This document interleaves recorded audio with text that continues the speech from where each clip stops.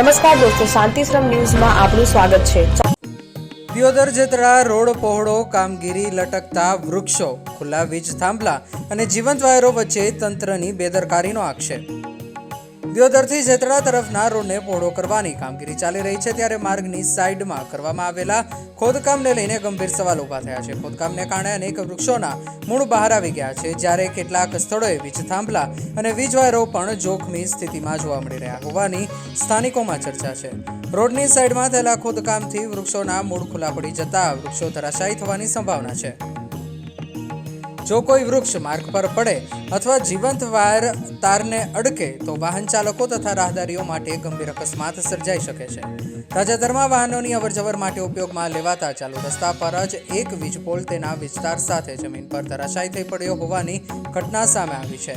સદનસીબે તે સમયે રોડ પર કોઈ સાધન કે વાહન ન હોવાથી મોટી દુર્ઘટના ટળી હતી. જોકે આટલી ગંભીર ઘટના બાદ પણ જોખમી વીજ વ્યવસ્થાને લઈને તાત્કાલિક કામગીરી કેમ કરવામાં આવી નથી તે અંગે સવાલ ઉઠી રહ્યા છે. રોડની સાઈડમાં ખોદકામ તથા સોલાર વીજ કંપનીના થાંભલાઓના પાયા પણ ખુલ્લા પડી રહ્યા છે. સ્થાનિકોનો સવાલ છે કે રોડની હદમાં આ સોલાર કંપની દ્વારા થાંભલા કઈ મંજૂરી હેઠળ ઊભા કરવામાં આવ્યા હતા? જો રોડ પહોળો કરવાની કામગીરી અગાઉથી નક્કી હતી તો આવા થાંભલાઓને સમયસર હટાવવાની કે સ્થળાંતર કરવાની કામગીરી કેમ કરવામાં આવી નથી? વધુમાં કેટલાક સ્થળોએ સોલાર કંપનીના થાંભલાઓથી માત્ર 3-4 ફૂટના અંતરે જ રોડની પૂર સંરક્ષણ દિવાલ બનાવવામાં આવી હોવાનું પણ ચર્ચાઈ રહ્યું છે. આશરે 100-200 ફૂટ લાંબી દિવાલ બનાવ્યા બાદ સોલાર કંપની થાંભલાઓ યથાવત રહે તે રોડની ઉપયોગી પહોળાઈ પર તેની શું અસર પડશે અને સંરક્ષણ દિવાલનો હેતુ કેટલો અસરકારક રહેશે તે અંગે પણ પ્રશ્નો ઉઠી રહ્યા છે. તંત્ર મોટી દુર્ઘટનાની રાહ જોઈ રહ્યું છે કે શું?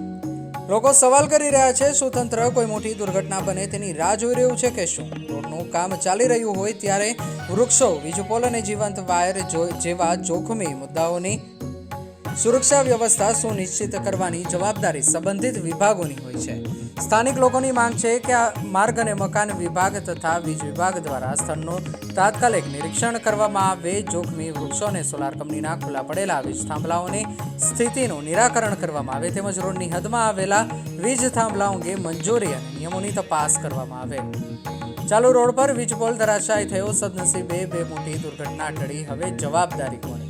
જીવંત વીજ વાયરો જોખમી સ્થિતિમાં અકસ્માત થાય તે પહેલા સુરક્ષા વ્યવસ્થા કેમ નહીં?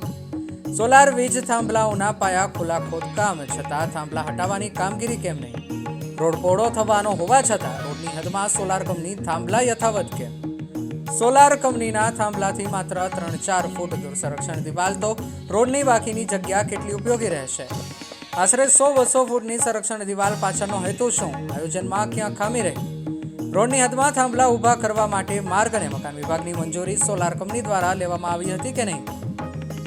જમીનનું એને કરાવતી વખતે રસ્તા માટે જરૂરી જગ્યા છોડવાની હોય તો અડચણરૂપ સોલારના થાંભલા કેમ ઊભા રહ્યા?